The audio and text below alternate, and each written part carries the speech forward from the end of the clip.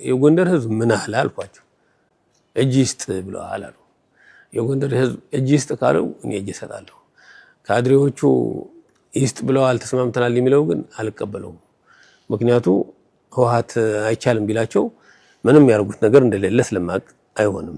አይ ህዝቡ ነው እንደዚህ ያላሉት፣ ህዝቡ ከሆነ ችግር የለውም እጅ እሰጣለሁ ሽማግሌዎች ነው አልኳቸው። ንግስት ይርጋ እሷ ነበረች ዛን ጊዜ እንደ መቤቴ ሆናም እንደ መልአክም ሆና ማለት ነው። እሷ አይደለም ብላ በሞተር እየዞረች ከብሉኮም በያሳም ኮሎኔል ደመቀ ነው የወልቃይት ማንነት ኮሚቴ ሰብሳቢ ነው የትግራይ ሰዎች ናቸው መጥተው አፍነው ለመውሰድ የሚዋጉት ያሉ ያልሰጥም ስላላቸው ነው የጎንደር ወጣት ጀግና መነሳት አለበት የሚለው ግንዛቤ ፈጠረች። እንደገና የጎንደር ህዝብ ነው እንዴ የሚለው ሁሉም የተነሳው ለዛ ነበር። እነ ደጀኔ ማሩ ከሰረቋም ተደዋወል እነሱም ከሰረቋ ድረስ ጎንደር መጡ። ነጎይ ዛን ጊዜ ጎይ አይን ታሞ ተብሎ ሆስፒታል ነበረ። እሱም ያንን ሲሰማ ቤተሰብ ህክምናው ብቻ እንዲከታተል ነበር የፈለጉት። ግን እሱ ያን ሲሰማ ያንን ህክምናውን አቋርጦ ነው ከሆስፒታል ወጥቶ እዛኛው የተቀላቀለ። ብሩን በጣም ይደበደባል። እኔም ጮህ ብዬ ተው ህጋዊያን ሰዎች ከሆናችሁ ቤቱ ህጋዊ ነው፣ ህጋዊ ሰው ነው ያለበት፣ ህጋዊ ሰዎች ከሆናችሁ ሲነጋኑ ካልሆነ ግን እንዳትሰውሩት ብሩ የሚል ነበር። በኋላ በጉልበት ያን ጉዳይ ብሩን ሰበሩት። እኔም ራሴን የመከላከል መብት ስላለኝ በትንሹ ደግሞ ህግን እኔም ስለማቅ ራስን መከላከል ይቻላል። ማገዝ ሲገባችሁ እንዴት ከጎንደር ነው ውጡትናላችሁ? እኛ እኮ ህገ ወጥ ሆነን አይደለንም አተገዱ ለምንድን ነው ብዬ ሌላ ምሳሌ እንስነግራቸው በጣም ነሳቸውም ደነገጡ። በወቅቱ አቶ ገዱ አንዳርጋቸው ጠበቁኝ። እዚያ እኔ የአማራ ክልል ርዕሰ መስተዳድር ነኝ ገዱ አንዳርጋቸው ባላለው አሉን። እናመሰግናለን ብለን ተዋወቅን። ከተዋወቅን በኋላ ቀጥታ ያነሱልን የወልቃይት ማንነት ወልቃይት ሄዳችሁ ጽሕፈት ቤት ለምን አትከፍቱም የሚል ነበር። አቶ ገዱ ዛን ጊዜ በቀጥታ ይሰጡን ማለት ነው። አዲስ አበባ ሄደው እንጦጦን ስንት ለመታፈን ያ ሁሉ ነገር አልፈው ወረቀቱን አስገብተው ከዛ በነበረው ጊዜ ከአንድ ወር ከምናምን በኋላ መልስ ይሰጥበት ተብሎ ግን አጀንዳው ሳይነሳ ቀርቶ እንግዲህ ባህር ዳር አድርጎ ባህር ዳርም ጥያቄ አንስተው ወደ ጎንደር ተመለሱ። ከዛ በኋላ ሐምሌ 5 ምን ተፈጠረ? ያንን ደብዳቤ ከሰጡን በኋላ ፌዴሬሽን ምክር ቤቱ በአመት የመጨረሻ መዝጊያው ዋና አጀንዳው የወልቃይት ጠገዴ የአማራ ማንነት ጉዳይ በተመለከተ ነው አጀንዳው ብለው ወደ ጽሕፈት ቤት ፕሮግራም ያስይዙ ሰዎች ነበሩ እና ግንቦት አጋማሽ ላይ መጣት ትችላላችሁ አሉ። እኛ በቆጠራችን መሰረት ግንቦት 16 ይካሄዳል ብለው ስለነበሩ 15 መጣን። በኋላ ይሄን አጀንዳ አሁን አይታይም ብቻም ሳይሆን የጋምቤላ በዓል ስላለ ግንቦት 20 ጋምቤላ ስለሆነ ይሄንን ጥያቄ ስብሰባ ተራዝሟል አሉን። ለመቼ ነው ስንላቸው ወደ 20 ምናምን አሉ። እና የኛ አጀንዳስ ምን ታርጉታላችሁ ስንላቸው አጀንዳችሁ ወጥቷል አሉ። ማን አወጣው በምን እንደወጣኝ አናውቅም። የመጀመሪያ ቁጥር 1 ነበር ፕሮግራም ያስያዝነው በፌዴሬሽን ምክር ቤት የሚወስናቸው አጀንዳዎች ለነዘን ነበር። በኋላ ግን ማን ከሌ ነው አጀንዳው ያስቀየረው የሚለው አናውቅም። ግን አሁን የናንተ ጉዳይ ወጥቷል አሉን። በዚያ ምክንያት ያንን ስናደርግ እኛ የመጣነው ዛን ጊዜ በደጀን አድርገን አዲስ አበባ ነበር ሄድ ነው። ደጀን ነበር ፌደራል ፖሊስ የጠበቀን ዛን ጊዜ። እኛ ደግሞ ምን እንዳሳየን አናውቅም። በደጀን ተተን በወልዲ አድርገን ጎንደር ገባን። ሰዎቹ በአባይ ይመጣሉ ሲሉን እኛ ጎንደር ገብተናል። ተመልሰን እንመለሳለን የሚለው ከስብሰባው መጨረሻ አይተን እንመለሳለን ብለን ሄድ ነው።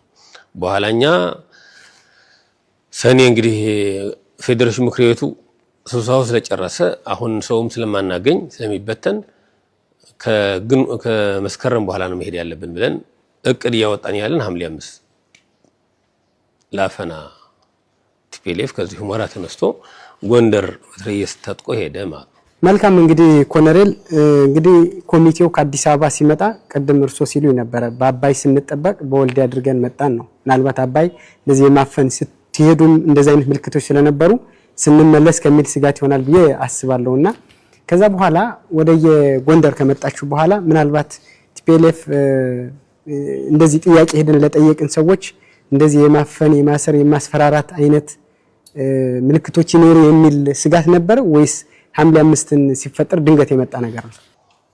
አዎ ያንን በደጀን ላለመጣ በዚያ ይሄድ ነው እንዲህ ዝም ብለህ በራሳችን ነው ቲፒኤልኤፍ በየቦታው ክትትል እንደሚያደርግ ይህን ጥያቄ ለማዳፈን እንደሚፈልግ እናውቃለን። በጣም በየቢሮአቸውም እየተቆጩ እንደሆኑ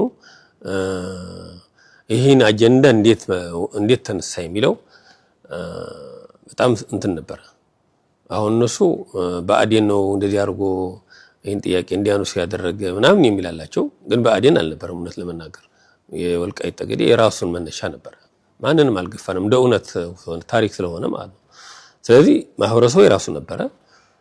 እንዲያውም አንዳንዱ ካድሬዎች ከጎንደር እንድንወጣም ዛቻም ነበር በወቅቱ በነበረን ማለት ነው። ግን ኮሚቴው ትንሽ ጠንከር ብሎ ጎንደርም የኛ ከተማ ነው። የጎንደር የማዕከላዊ ጎንደር ዞን አስተዳደር በወቅቱ ሙልጌታ ወርቁ የሚባል ነበረ። 5 ኮሚቴ ስራ አስፈጻሚ ይዘህ ቢሮ ትመጣለህ አለ። እኔ ማውቀው የአማራ ክልል ፕሬዝዳንት አያሌው ጎበዜ ነበረ። አቶ አያሌው ጎበዜ በአካል አውቃቸዋለሁ። አቶ ገዱ አንደርጋቸው ዛን ጊዜ ያላቀም ከሙልጌታ ወርቁ ቢሮ ሲሄድ ግን አቶ ገዱ አንደርጋቸው ጠበቁኝ። እዚያ እኔ የአማራ ክልል ርዕሰ መስተዳድር ነኝ ገዱ አንደርጋቸው ባላለው አሉን። እናመሰግናለን ብለን ተዋወቅን። ከተዋወቅን በኋላ ቀጥታ ያነሱልን የወልቃይት ማንነት ወልቃይት ሄዳችሁ ጽሕፈት ቤት ለምን አትከፍቱም የሚል ነበር አቶ ገዱ ዛን ጊዜ በቀጥታ ይሰጡን ማለት ነው። እኔ ደግሞ ቀጥታ ኮሚቴው ደነገጠ። እውነት ለመናገር የሄደ ከኔ ጋር ይሄን ከተማ የማን ነው አልኩት። የማን ነው አለ። የወልቃይት ዋና ከተማ ነው። እኛ ህገ መንግስቱ እንኳን ጎንደር ሱዳንም አዲስ አበባም ጽሕፈት ቤት ብንከፍት መብታችን ነው። እኛ ነፍጥ ይዘን አይደለም ማንነት የጠየቅነው ህገ መንግስት ይዘን ነው የጠየቅነው። ስለዚህ መብታችን ነው፣ ማንንም ከዚህ አያስነሳንም ብለን የሆነ ምሳሌ ሰጠኋቸው። በዚህ ኋላ አቶ ገዱ በጣም ገርሟቸው ብዙ ንግግር ሳይናገሩን በቃ በሉ ከተማው ጸጥታ ተባበሩ ጨርሰናል አሉ። እኔ አሁን ብነግርህ ያንን የመሰልኩላቸው ምሳሌ ትንሽ ለሳቸውም ሚነካ ስለነበረ ለድርጅታቸውም እኛ መክሰስ የሚገባን የነበረ እኮ ለብአዴን ነበረ። ብአዴን ግን ወልቃይትን ሽጣችሁታል፣ እንዴት እንደሸጣችሁ ባናቅም ግን ከናንተ ጋር ብንካሰስ ምን ታደርጋለህ? እናንተ ህወሓት ነው የሚልካችሁ። እኛ ለዋናው ለህወሓት በከሰስን ማገዝ ሲገባችሁ እንዴት ከጎንደር ነው ውጡትልናላችሁ? እኛ እኮ ህገወጥ ሆነን አይደለንም አቶ ገዱ ለምንድን ነው ብዬ ሌላ ምሳሌ እንስነግራቸው በጣም እነሳቸውም እንደነገጡ በወቅቱ በልተውታሉ። በኋላ ወል ከተማውን ጸጥታ ጠብቁ ምናምን ብለው ፈቀዱ ማለት ነው። እንግዲህ እኛም ጸጥታ መጠበቅ መብት ብቻ ሳይሆን ግዴታችን ነው ብለን ተለያየን። ዛን ጊዜ እንደምልህ አንዳንዱም እንደዚህ ይውጡ ይነሱ ይሄን የማን ተጽዕኖ ነው? የቲፒኤልኤፍ ተጽዕኖ ነበረ። በፌደራል መንግስትም በነበረው ቦታ ይዞ ለአማራ ክልል ምን ያህል ለአመራሮችም ተጽዕኖ እያሳደረ እንደነበረ ህወሓት ይታወቃል ማለት ነው። እናሱን ተነስቶ እንድንወጣ ነበር የሚደረገው።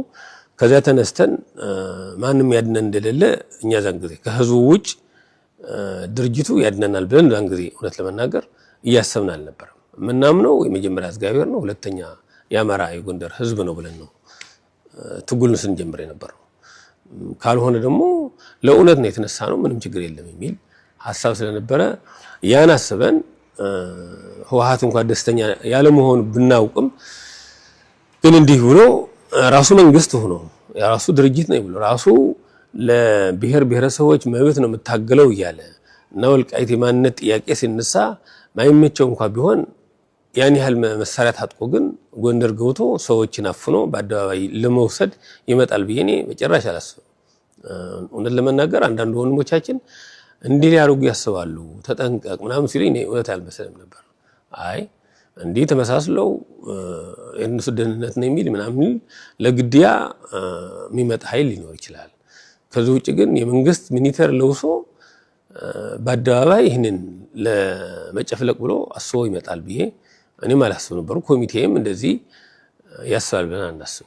ሐምሌ 5 እንግዲህ የት ነበሩ ኮሎኔል? በሐምሌ 5 4 ጀምሮ ነው የት ነበሩ? ክስተቱስ እንዴት ነበረ? ምናልባት ሌሊት እንደሆነ እኔም መረጃ ሰምቻለሁ።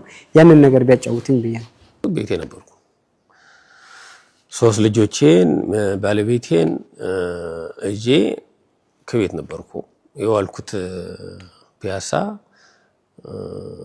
18 ማዞሪያ ነበርኩ የዋልኩ ጓደኞቼ። ከዛ በኋላ ከምሽቱ 1 ሰዓት አካባቢ ይመስለኛል ወደ ቤቴ የመጣሁት። አንተ በጣም ምንም ነገር አልነበረም። ከዚያ በጠዋቱ በኦርቶዶክስ ሃይማኖት አማኞች በዓል ነው ሐምሌ 5 ለመፈሰግ ያሰብን። እኔ ነገ በዓል እንውላለን የሚል እንጂ ጦርነት ውስጥ እንገባለን የሚል ሐሳብም አልነበረኝም እኔ ማለት ነው።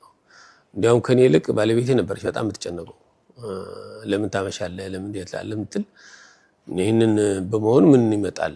እኔ እኮ በህግ ነው የጠየቅኩት፣ መሳሪያ ነፍጥ አላነሳው የሚል ለሷ እንድትረጋጋ ነበር ስነግራት ነበርኩ። እሷ ግን ብዙ ማታምንም ነበረች ማለት ነው። እና ከጠረጠሮች አልወጣሽም። ሌሊት 9 ሰዓት ይመስለኛል እኔ ነቃሁ። ቤተክርስቲያን ለመሄድ ብያስቤ ነበርኩ። በኋላ አይ ገና ነው ሰዓቱ የተኛው 10 ሰዓት ለ10 ጉዳይ ነበር ያን ጊዜ ማስታውሰው። በጣም በሩ በጣም ተንኳኳ። እኔ ልነሳ ስል ባለቤቴም ተነሳሽ አብራ። በኋላ በሩን ሄዳ ለመክፈት ፍላስፋ ስትያሳደምጥ እነማን ናችሁ ስትላቸው ብለሽ ክፈቹ የሚለው የብዙ ሰው ድምጽ ነበረ። አይ ቁልፍ ተሳስቼ ነው ቆይ ምናምን ብላ ወደ ቦታዋ ሄደች። እኔም ቦታዬን ያሱ ያን ጊዜ ትልቅ ወደሻ ይዞ የሆነ መፍለጫ ይዞ እንደሚመታው ያለን የሚመስለው በሩን በጣም ይደበደባል። እኔም ጮህ ብዬ ተው ህጋዊያን ሰዎች ከሆናችሁ ቤቱ ህጋዊ ነው፣ ህጋዊ ሰው ነው ያለሁበት፣ ህጋዊ ሰዎች ከሆናችሁ ሲነጋ ነው፣ ካልሆነ ግን እንዳትሰውሩት በሩ የሚል ነበር። በኋላ በጉልበት ያን ጉዳይ በሩን ሰበሩት። እኔም ራሴን የመከላከል መብት ስላለኝ በትንሹ ደግሞ ህግን እኔም ስለማቅ ራስን መከላከል ይቻላል። ጨለማ የመጣ ኃይል ከፍርድ ቤት ውጭ ከህግ ውጭ ለሚመጣ አካል ማንኛውም ይሁን ራስን የመከላከል መብት አለው ማንኛውም ሰው። ያንን መሰረት አድርጌ እኔ እንደ በግ ተገውትቼ ከመሄድ ራሴን ብከላከል የተሻለ ነው። ለኋላ ነገር በኋላ ይታሰብበታል የሚለው ነበር ወደ ግጭት የገባ ነው። እነሱም ሲከፍቱትና አውቶማቲክ ጥይት ተኩሰው ለመግባት ነበር አሸብረው። አንግዚ ያልሆነም በኋላ የጎንደር ህዝብም ሰሙ። ብዙዎች ወንድሞቼን ጓደኞቼም ከነደጀኔ ማሩ ከሰረቋም ተደዋወል። እነሱም ከሰረቋ ድረስ ጎንደር መጡ። ነጎይ የዛን ጊዜ ጎይ አይኑ ታሞ ተብሎ ሆስፒታል ነበረ። እሱም ያንን ሲሰማ ቤተሰብ ሕክምናው ብቻ እንዲከታተል ነበር የፈለጉት። ግን እሱ ያንን ሲሰማ ያንን ሕክምናውን አቋርጦ ነው ከሆስፒታል ወጥቶ እዛኛው የተቀላቀለ እና ህዝቡ በዛን ጊዜ ማንንም የነገረው ነገር አልነበረም። ዛን ጊዜ ነው ስታውቀስ ሳረፍት ቲፒኤልኤፍ ራሳቸውን ስራ ሲሰሩ ነበሩ። በፒያሳ በብልኮ በሁሉም ቦታዎች ነው ማለት ነው። ይሄ የሚተኮስ ህዝቡ ምንድነው ይላል። አይ የሚተኮስ ያለ ከአርማጭሆ የመጣ ሽፍታ ነው ተያዝ ተብሎ አልያዝም ብሎ ነው ይላሉ። ለአንዳንዱ ደግሞ ተመልሰው ከበለሳ የመጣ ሽፍታ ነፍሰ ገዳይ ነው እንዲህ አድርጎ እጅ ተብሎ አልያዝም ስላለ እሱ ነው የሚተኮስ ያለ ያሉ ህዝቡ ይመለስ ነበር። እና አሁን በህይወትም ስላለሽ እህታችን ንግስት ይርጋ እሷ ነበረች ዛን ጊዜ እንደ መቤቴ ሆናም እንደ መልአክም ሆና ማለት ነው። እሷ አይደለም ብላ በሞተር እየዞረች ከብልኮም በያሳም ኮሎኔል ደመቀ ነው የወልቃይት ማንነት ኮሚቴ ሰብሳቢ ነው የትግራይ ሰዎች ናቸው መጥተው አፍነው ለመውሰድ የሚዋጉት ያሉ ያልሰጥም ስላላቸው ነው የጎንደር ወጣት ጀግና መነሳት አለበት የሚለው ግንዛቤ ፈጠረች። እንደገና የጎንደር ህዝብ ነው እንዴ የሚለው ሁሉም የተነሳው ለዛ ነበር። በቅርብ የነበሩ ያውቁት ነበር። ቀድሞው ገና ተኩስ ሲጀመር የደረሱ ነበሩ ከኔ ቤትም ድረስ ሳይቀር ማለት ነው። እና ለነሱ አንዳንዶቻቸው እነዚህ ፌደራል ፖሊስ ነው ልብስ ለብሰው የመጡ ተመለሱ እያሉ ይመልሷቸው ነበር። በኋላ ህዝቡ ወጣቱን እየሰማ በሚገርም ሁኔታ ነው ህዝቡ የተሰባሰበ ማለት ነው። እና ሁኔታው ጊዜ ዋለ አደረ። ሌሊት 10 ሰዓት የጀመረው በ5 ዋልን አደርን ውለን 6-10 ሰዓት ነበር ከኔ ከቤት የወጣሁት ማለት ነው። በዛ ጊዜ ቅድም እርሶ ሲነግሩኝ ነበር ባለቤቱትንና 3 ልጆችን እዛ ውስጥ አንድ ቤት ናችሁ ያላችሁ። በዚህ ያህል ትልልቅ መሳሪያ ወደ አንድ ቤት መተኮስ ልጆች ይዛችሁ ለልጆች ውስጥ ትንሽ ማሰብ አልነበረም ወይ? ምክንያቱም አሁን በጦር ወንጀል ህግም ራሱ ይሄ የሚፈቀድ አይመስለኝም። ምናልባት ኮሎኔል ደመቀ ዘውዱን ለመያዝ ከነ ቤተሰቡ እንደውም ብዙ የጭስ ቦምብም ትልልቅ መትረየስም እንደተተኮሱ እኔ እንዲሁ መረጃ አለኝና ህፃናት ውስጥ ትንሽ አያለቅሱም ነበረ? ትንሽ የሚረብሽ እንትን አልነበረ? ባለቤቱትስ ምን ትለው ነበረ? ኮሎኔል ደጀኔ ማሩ ከዚህ ሲመጡ እንደውም አንድ ጥይትም እንዳስቀሩ ብዙ እንትኖች ነበሩና ያን ነገር ቢያጫውቱኝ ኮሎኔል። ያንን እውነት ነው። ባለቤቴ እንግዲህ ያንን ሳሎን ብለን የቤቱ ፊት ለፊቱ መስታወት ነው፣ እሱ በሙሉ ወርዷል። ምኝታችን ብለን ክላስ የነበረው መስታወቱ ወርዷል። ልጆቹም ባለቤቴም የቀሩት ከሽንት ቤት የነበረው ክላስ ነው። እሱ ላይ ሆነው ባለቤቴ ለትንሹ ልጅ ኢዮብ የሚባለው አዝላለሽ፣ መልሶ የሚባለው ገና እግረ ተክል ነው፣ የ3 ዓመት ነው። ማህደር የምትባል የ7 ዓመት ናት ገና። እና በዚያን ጊዜ እሷ እነሱን ይዛ እዚያ ነበረች። እኔ እንዳትመጪ አንዳንዴ ጋብ ሲል ትመጣለች። ተኩስ ልውውጥ ሲል ከሷና ከኔ ሳሎን ነው ያለው የሚለየን። እኔ ደግሞ አንድ ክላስ ኩሽና ክላስ የሆነ እዚያ ነበርኩ። የሚሻለው ለቦታው የሚያቆጣጠር እሱ ስለነበረ እሷ እንግዲህ ትመጣ ነበር። አንዳንዴ አትምጪ ያልላት ነበርኩና እሷ አንዳንዴ መጣም በኋላ አረጋጋሽኝ ለኔ።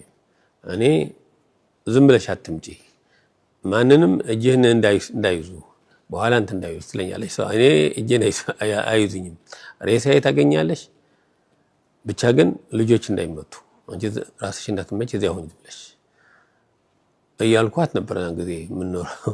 በኋላ እነዚህ ህፃናት ቦምብ ሲተኮስ ሌላም ሲል ይደነግጣሉ፣ ግን ማድረግ ምንም አይቻልም። እስከ በኋላም ልጆቹ አንዳንዱ ቀልብ ያለው ትልቁ እንዲሁ ነው እኮ ነው ቤታችን የመቱት ነከሌ ናቸው ምናምን ይል ነበር የሰማውን ድምጽ ዛን ጊዜ ማለት ነው።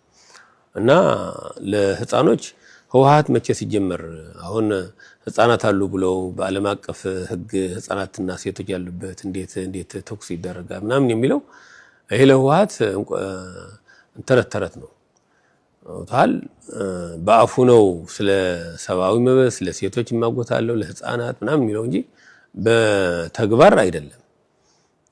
አሁን እያየ አይደለም መቀሌ ገና የ14 ዓመት የ15 ዓመት አይደለም ይገፍ ያለ በዓለም አቀፍ ግን 18 ዓመት ያልሞላ ወደ ውትድርና መሄድ የለበትም ነው የሚለው። ስለዚህ ይህንን ተግባር ኢቭን አሁንም የተወው አይደለም ሲጀመር ስለተሳካለት እንጂ አማጺ ሆኖ አይደለም ይመጣ ሰው እየገደለ ሰው ያነቀ ሰው ያጠፋ ሰው ያሸበረ ነው የመጣው። ግን ተሳካለት። ደርግም አሸባሪ ነው ብሎ ለማስፈረጅም አልቻለም። ተሳክቶለት ወደ ቤተ መንግስት 4 ኪሎ መቆጣጠር እድል ሰጥቷል ማለት።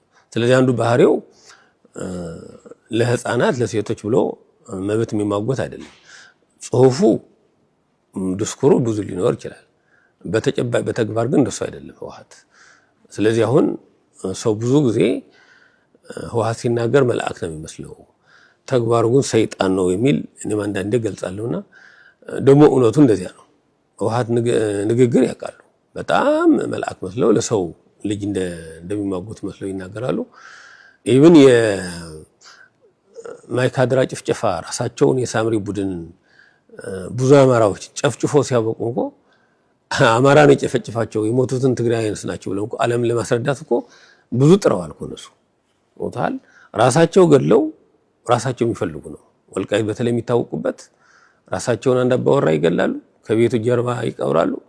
ጧት ግን ወዴት ሄደ ሰውየው በጣም ናዝናለን ብለው ለቤተሰብ ሄደው ያስተዛዝናሉ። ሰውየው ጠፍቷል እንፈልጋለን ይላሉ። ወይሶርት ያጠፉት ግን ራሳቸው ነው።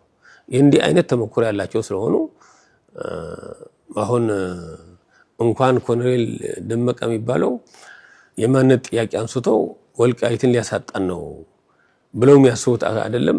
ለሁለት ለሶስት ሰው ምንም ጉዳያቸው አይደለም ማለት ነው። ስለዚህ እሱ በእግዚአብሔር ፍቃድ ተጋለጡ እንጂ ብዙ ሰዎች እንደዚህ እንደ ቤተሰብ የጠፉት ብዙ ናቸው። መጽሐፍ ከቻለ የጅምላ መቃብሮቹ ማየት ይቻላል። የእነማን ቤተሰብ ናቸው? ያ ሁሉ በጅምላ መቃብር አንድ ቦታ የሞቱት ያንን በፍርድ ነበር ወይ የሞቱት? አሁን ህግ ዓለም አቀፍ ህግ ስትል በህግ ቢሆን እነዛ ሰዎች እንዴት ጅምላ መቃብር አንድ ጉድጓድ በጣም ብዙ የሚቆጠር ሰው እንዴት ይገደላል? ስለዚህ እሱን ህወሓት ጉዳይ አይደለም። አደባባይ እንዳይወጣ እንዳይጋለጥ ብቻ ነው የሚጠነቀቀው እንጂ ከውስጡ ያንን የለም። ያን ስላልነበረ ነበረ ኮሎኔልም በላውንቸር የሚመታ በታንክ የሚመታ ወዘተ የሚል ነበር። እኔ ዛን ጊዜ ያገዙ መምራሮች እንዳሉ አውቃለሁ። ትልቁ ግን እግዚአብሔር ነው እንዲሳሳቱ ያላደረገ። ከዚያ ውጭ የአማራ አመራሮችም ከሱ በፊት ብዙ ወሳኝ ቦታ ጊዜዎች ለአማራ የሚያጠፋ ውሳኔዎች ወስነው ይሆናሉ። በዛን ጊዜ ግን መወሰን አልቻሉም።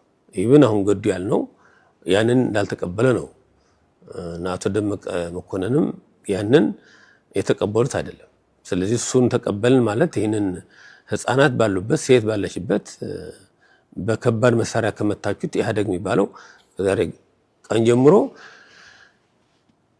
ተለያይተናል የሚል ጥያቄ መልስም ተቃውሞም እንደነበረው በተለያየ መልኩ መረጃ አለኝ ማለት ነው። እና ያን እነዛ ሰዎች በወቅቱ እንደ እውነት አግዘዋል። ትክክል አይደለም። አንደኛ እኛ በማናውቀው ክልሉ በማያውቀው እንዴት ደፍረው ጎንደርን ጦርነት ፈጠሩ? ሁለተኛ ደግሞ እነሱ ሰዎች ህፃናት ባሉበት እንዴት በከባድ መሳሪያ ይመታሉ? ትክክል አይደለም የሚል ነበር። አንዳንዶቹ በአካል ማግኝቼ ያን ነገር እውነት እንዳሉት እንደተባባሉትም ነግረውኛል። ምንም ይሁን ግን ስህተት ያልፈጠሩት አንዱ እግዚአብሔር ነው ያን እንዳይሆን ያደረገው። በሚቀጥለው ደግሞ የህዝቡን ድጋፍ ነው። ብዙ ያን ሁሉ ተቃውሞ እየሰጠ ስለነበር እየተዋጋ ስለነበረ ተረጋግተው ለመወሰንም አልቻሉም። ይሄን ማስበው የነበረው አንዱ እሱ ነው። ስለዚህ በኋላ ልጆች እና ሚስት መቼ ወጡ የሚለው ለ6-5 ሰዓት 6 ሰዓት አካባቢ ነበር ይወጡ። ኦልሞስት ሙሉ ውጊያው የሚደረግበት ውስጥ ነበሩ። ሁሉም ነበሩ። ከዚያ በኋላ እኮ ተረጋግቷል ብዬ እኔ ነበረ። አሁን ሰው ሬሳ የሚለቅ ምናምን ነበረ። ያ ማህበረሰቡ መጥቶ እዚያ በሩ ላይ ምናምንና አሁን ሲቪላን መጥተዋል። ህፃኖች ይዘሽ ትመለሽ ውጭ አልኳት እኔ። በኋላ እኔም አላየሁም። ለካ መከላከያም ነበሩ ከኋላ ማለት እና እሷን እንደያዟት በጥርጣሬ ነበር መገመተው ማለት ነው። ዛን ጊዜ እንደ እውነት ሆኖ አንዳንድ ፊልም የምታየው የለም ሚስቴን ይዘው ወይ ልጄን ይዘው በቃ ወይ እጅ ስጥ ወይ እንገላቸዋለን የሚል ይዘው ሊመጡ ይችላሉ። የመጨረሻ ነበር የማሱ ወይ ነጥዬ እመታለሁ የሚል አሁንም ልጆቱን ወይ ባለቤቱን ተይዛ ነጥለው እንደዛ ለሚል ሰው ነጥለው ለመምታት ማለት ነው። አዎ ነበር ዛን ጊዜ መጨረሻ እኔ ሚስቴን ይዘው ስለመጡ ልጄን ይዘው ስለመጡ እንዲዝም ብዬ አልሰጥም ነበርኩ። ግን እነሱም ደስ አላደረጉም። እሷም በዛን ጊዜ ድምጿ እየሰማሁ ስለነበርኩ የሆነ ሰውን የሚያናግራት ያለ የሚል ከግቢው ውጭ ማለት ነው። እሷም ጮህ ብላ ተናዳ ትናገር ነበረች። በኋላ ድምጿ እየራቀ ሄደ። ከ9 ሰዓት አካባቢ የሚሆን ሽማግሌዎች አንዳንድ ሰዎች ምናምን መጡ። በሽምግልና እጅ መስጠት ይቻላል ምናምን የሚል እየተነጋገሩ ነው አሉ። ሽማግሌዎችም ጣል መጡ። እኔ የማን ነው ካቢኔው ከተማውም እጅ ውስጥ ብሏል፣ ከክልሉም ተስማምቷል ምናምን አሉ። ተው አልኳቸው። እኔ ወያኔ እኮ ለዶሮ ጥሬ አፍሰሰ ለጠላት እርቅ አፍሰሰ የሚል መርህ ይከተላሉ። ይሄን አውቃችሁ ነው ወይ እጅም ሰጥ ብትሉኝ ለምንድን ነው የሚል እኔ ቦታዬን እጅን እሱ ወጪ ሆኖ ማለት እና ለምንድን ነው የምትሉት? ችግር የለም እኛ ቃል ገብተውልና ምናምን። ለማንኛውም የጎንደር ህዝብ ምን አለ አልኳቸው። እጅ ይስጥ ብለዋል አሉ። የጎንደር ህዝብ እጅ ይስጥ ካለው እኔ እጅ እሰጣለሁ። ካድሬዎቹ ይስጥ ብለዋል ተስማምተናል የሚለው ግን አልቀበለውም። ምክንያቱ ህወሓት አይቻልም ቢላቸው ምንም ያርጉት ነገር እንደሌለ ስለማቅ አይሆንም። አይ ህዝቡ ነው እንደዚህ ያላሉት። ህዝቡ ከሆነ ችግር የለውም እጅ እሰጣለሁ። ሽማግሌዎች ነው አልኳቸው። ሽማግሌው ወደ 100 የሚቆጠር በጣም ህዝብ ስለነበረ መጥቶ ግቢው ሞላ። ምንድነው ሐሳባቸው አልኳቸው።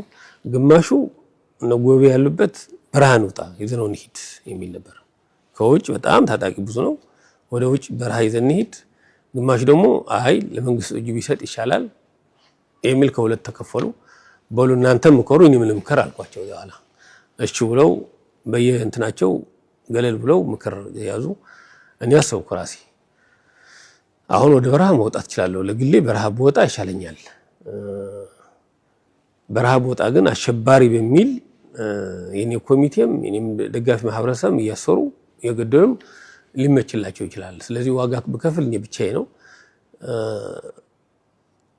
የፍትሃዊ የሆነ ፍርድ ቢደርስብኝ እኔ ነው የምገደለው። ብገደል ችግር የለውም፣ ህዝቡ እጅ ይስጥ ብለኝ ብሞት ችግር የለውም። ቢያንስ ኮሚቴውን ይድናል። አዎ ኮሚቴው ሌላው ግን ይድናል በሚል ነበር የወሰንኩት። ያን ጊዜ መጡ። ምን አሰባቸው አልኳቸው። በቃ ግማሻችን በረሃ እንሂድ የሚል ነው፣ ግማሽ ደግሞ እጅ ይስጥ የሚለው ግን ያንተ ውሳኔ እንስማ ብለናል አሉ። በለኔ በረሃ ምትሉት በረሃ አልሄድም፣ እጄ ለህዝብ ሰጣለሁ፣ እንዲያም ሆኖ በጋራ እንይ አልኳቸው። እሻሉ ወጣን። በኋላ መሰሪያ የሰጠኋቸው ሄድን ማለት ነው። እንደውም እዚህ ጋር ኮሎኔል የቀሩ ከመጡ እርሶ ለማፈን ከመጡ የቀሩ የሆነ መጨረሻ ህዝቡ ራሱ ቀሚስ ያስለብሶም እንደላካቸው የሚልም አዎ እኔ አላየኋቸው። እንግዲህ ሰው ነው የሚለው። ሁለት አምልጠዋል ከመጡ ሰዎች የሴት ቀሚስ ለብሰው ወጥተዋል የሚል ሲናገሩ ሰማለሁ ወጣቶች ምናምን። እኔ በአይኔ ግን አላየኋቸውም። እንደዚያ ብለው ነው የወጡት። ሌላ ታክቲክ ተጠቅመው ነው አላውቅም። ግን ማህበረሰቡ እንደዚያ ይላል። እስር ቤት ያለው እንዲህ ብለው ሁለት ሰው አምልጠዋል እኮ ምናምን ብለው እንደማንኛው አንተ እንደምትሰማው እኔ ነው የሰማሁት።